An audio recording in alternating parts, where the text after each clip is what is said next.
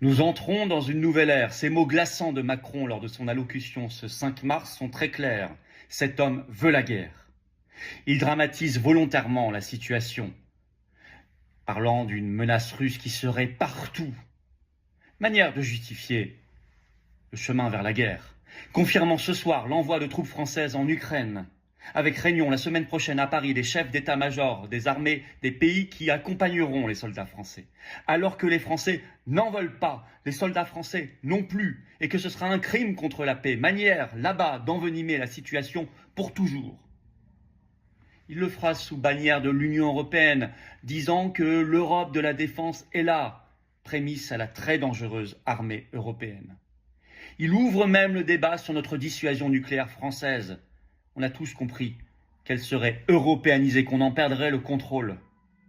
Quoi qu'il en dise, ce soir, il attaque la liberté d'expression comparée à des discours de haine. Il parle de financement privé important, sans préciser. Bien sûr qu'il viendra piocher dans notre épargne à tous, c'est leur obsession.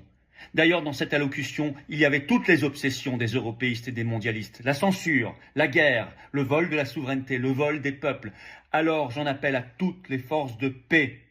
Rendez-vous ce samedi 8 mars dès 14 h à Paris, place du Palais Royal, pour la manif nationale pour la paix. Aidez les patriotes, rejoignez-nous, le seul mouvement politique français à se battre pour la paix.